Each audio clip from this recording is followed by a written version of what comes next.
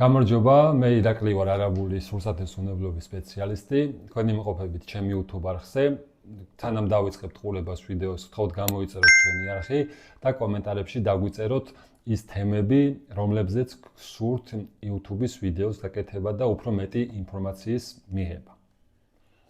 დღევანდელი ჩვენი ვიდეო შეეხება არაჟნებს და გზის შემცვლელ პროდუქტს, რომელიც საკმაოდ პოპულარული არის მოსახლეობაში და დღეს ბაზარზე გვხვდება ორი დასახელების პროდუქტი. ერთი არის არაჟანი, ნამდვილი არაჟანი, ხოლო მეორე გზის შემცველი პროდუქტი. კონსისტენციით გავს არაჟანს, მაგრამ არ არის არაჟანი. თუ რატომ არ არის არაჟანი, ამას ამ ვიდეოში მოგიყვებით. საქართველოს მთავრობის 152 ტექნიკური რეგლამენტის მიხედვით საქართველოში იწარმოება სწორედ გზის პროდუქტები და ამ ტექნიკურ რეგლამენტში არის მოცემული დასახელებები თუ შემადგენლობის მიხედვით რა გზის პროდუქტს რომელი სახელი უნდა ეწოდოს. დღევანდელი ჩვენი თემაში განვიხილავთ ორ პროდუქტს, ეს არის არაჟანი და გზის შემცველი პროდუქტი, რომელიც ამ ტექნიკურ რეგლამენტში მკაფიოდ და ნათლად არის გაწერილი მათი დასახელება შემადგენლობის მიხედვით, თუ რა რომელი პროდუქტია. ტექნიკური რეგლამენტის მიხედვით არაჟანი არის პროდუქტი, რომელიც მზადდება გზის ნაღებისგან და სხვადასხვა მიკროორგანიზმების გამოყენებით.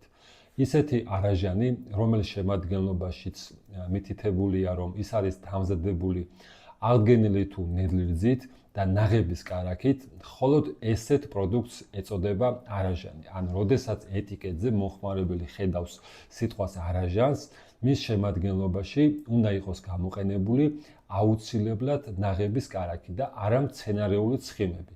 თუ მცენარეული ცხიმები არის გამოყენებული მისი წარმოების დროს, მას არ შეიძლება ეწოდოს არაჟნის სახელი და შესაბამისად მსგავსი პროდუქტები გვხვდება ისეთი დასახელებით, როგორიც არის გზის შემცველი პროდუქტი. ანუ მთავარი განსხვავება, ასე ვთქვათ, რაც არის გზის შემცველ პროდუქტს და არაჟანს შორის, ეს არის ნაღების კარაქი, რომელიც აუცილებელია მისი წარმოების დროს. ანუ არაჟნებს, რომლებიც არის არაჟანი, მთავარი არის, რომ მას არ ქონდეს მცენარეული ცხიმი შემადგენლობაში და არაჟანი მხოლოდ ამის შემდეგ შეიძლება ეწოდოს, თუ მას ნამდვილად ნაღების კარაქი აქვს. განვიხილოთ რა არის გზის შემცველი პროდუქტი, რომელიც საკმაოდ პოპულარობით სარგებლობს ქართულ ბაზარზე, საკმაოდ დიდი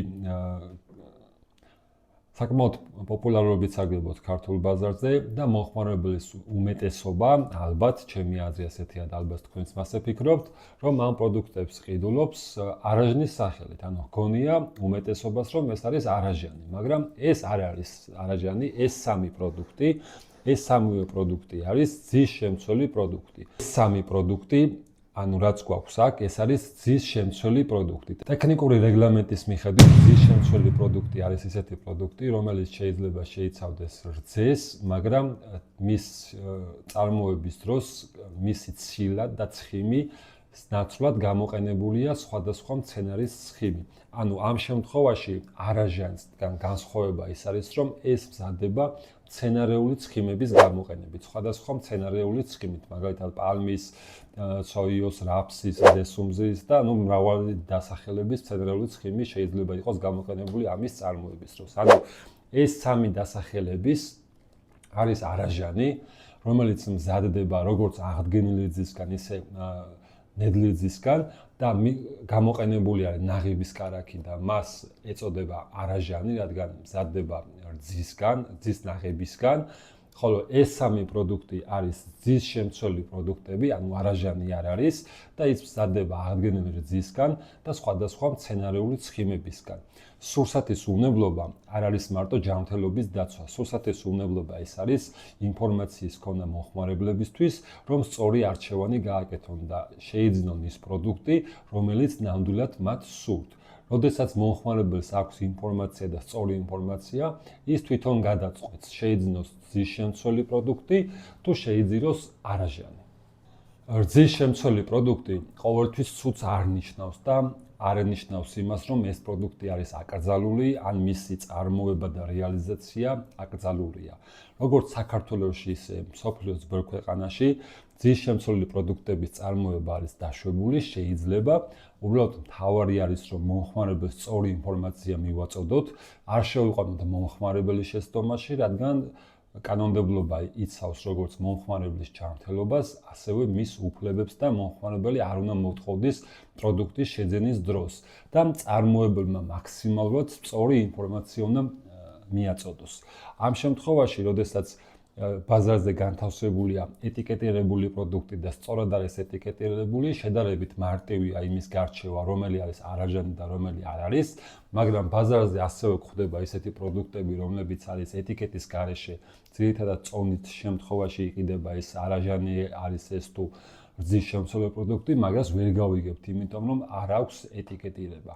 ამიტომ ნებისმიერ შემთხვევაში, მით უმეტეს რძის პროდუქტების შემთხვევაში აუცილებლად უნდა შევიძინოთ ეტიკეტირებული პროდუქტი, რადგან საკმაოდ მკაცრად რეგულირდება ტექნიკური რეგლამენტი 152-ის მიხედვით რძის ნაწარმის ეტიკეტირება და წარმოება საქართველოში.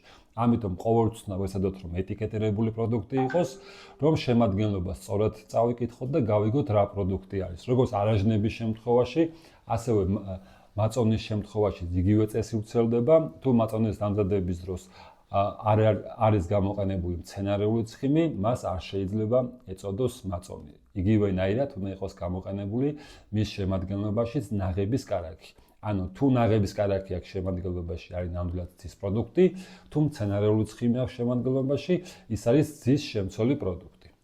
დღეს წარმოდგენილი გვაქვს ჩვენ ისეთი ყველაზე ფართოდ გავრცელებული რძის შემცველი პროდუქტები ბაზარზე და მათივე ფირმის წარმოებული არაჟნები. ამ შემთხვევაში გვაქვს სვანურის, გვაქვს ოფლის ტომატის და გვაქვს ქობულეთურის.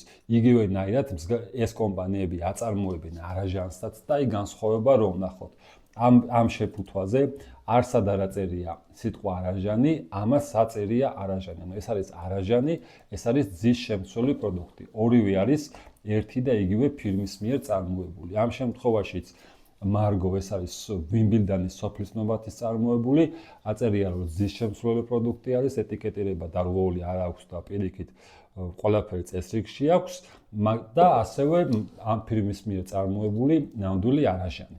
ანუ ეს არის არაჟანი, უბრალოდ ეს არის არაჟანი, ეს რძის შემცველი პროდუქტი, იგივე ფირმის წარმოებულის და ერთ-ერთი კიდევ პოპულარული პროდუქტი ქობულეთური.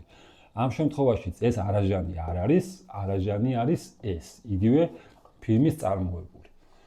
ანუ თავარი არის შემადგენლობაში ვეძებოთ სიტყვა არაჟანი, აუცილებლად ეწეროს არაჟანი, ხოლო შემდეგ უკვე ეტიკეტზე დავაკვირდეთ, ხომ არ შეიცავს მცენარეულ ცხიმებს. თუ მცენარეულ ცხიმს შეიცავს რძის პროდუქტი, მას არ შეიძლება ეწოდოს რძის პროდუქტის დასახელება.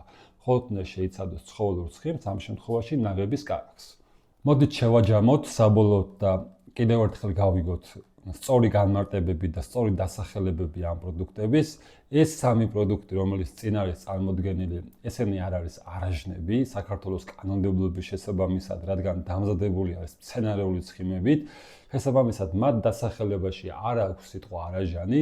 ეს სამივე წარმოებელი იცავს საქართველოს კანონმდებლობის მოთხოვნებს და მომხმარებელს აწვდის ინფორმაციას, თუ რა პროდუქტი არის ეს. ხოლო თუ რომელი არაჟანი იგივე ფირმებს აქვს არაჟნები წარმოებაში, ამ შემთხვევაში სვანურს აქვს ეს კონკრეტული პროდუქტი და ამას აწერია რომ არის არაჟანი, ეს არის ვიმბილდანის წარმოებული იგივე სოფლის ნოვათის და სოფლის ნოვათსაც აქვს არაჟანი და ქობულეთურს წარმოებული არაჟანი. ანუ დიდი შეფუთვები არ არის არაჟნები, პატარა შეფუთვები არის არაჟნები.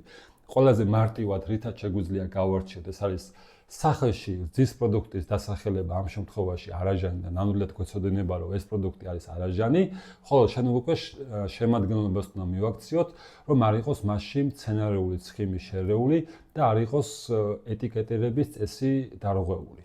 ალბათ ყველას გაგიჩნდებათ კითხვა თუ რატომ იწარმოება ეს პროდუქტები, როცა მაგალითისთვის შეგვიძლია ვაწარმოოთ რძის პროდუქტი, ამ შემთხვევაში ნაღების კარაქის გამოყენებით და იყოს ნამდვილი არაჟანი.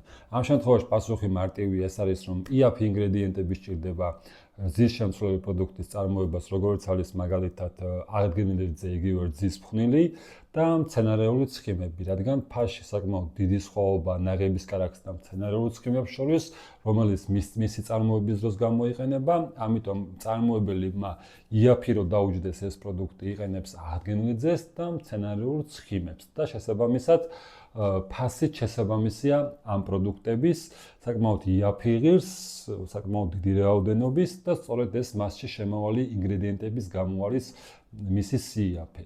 არ არის აკრძალული არსად, კიდევ ერთხელ განმეორდები, დაშვებულია გამოყენება, მთავარი არის რომ სწორი ინფორმაცია მივაწოდოთ მომხმარებელს, სწორად ეწეროს თუ რა პროდუქტი არის და მომხმარებელი უკვე თვითონ მიიღებს გადაწყვეტილებას თუ რა პროდუქტი უნდა შეიძინოს. ეს ეხება როგორც არაჟნებს, ისე მაწონს და ასე შემდეგ. ანუ ვეძებოთ მთავარი რაც არის, მთავარი პრინციპი და მთავარი სიტყვა. ძის პროდუქტის დასახელებაში ვეძებოთ სიტყვა ძის პროდუქტის რომელიმე სახელი. არაჟანი, მაწონი, ხაჭო და ასე შემდეგ. აი ხშირად შეგხვდები ალბათ ყველას რომ მაგალითად მარცვალა ქვია რაღაც პროდუქტს და რო შევხედოთ ხაჭო არის, მაგრამ ის ხაჭო არ არის. იგივე წესი უცელდება მაგალითად, ანუ გამოყენებულია მცენარეული ცხიმი მასში ნაღების კარაქის ნაცვლად და სწორედ ამიტომ ქვია მარცვალა. თუ ნაღები არის გამოყენებული, მას ეწოდებოდა ხაჭო. ამიტომ თუ შეგხვდება ბაზარზე ისეთი პროდუქტი, რომელსაც მარცვალა წერია, ის არ არის ხაჭო. თუ მოგეწონათ ეს ვიდეო და თქვენთვის საინტერესო ინფორმაცია იყო, გამოიწერეთ აუცილებლად ჩვენი არხი, დაგვიტოვეთ კომენტარებში თუ რა თემებზე გსურთ კიდევ დეტალური ინფორმაციის მიღება და გააზიარეთ ეს ვიდეო.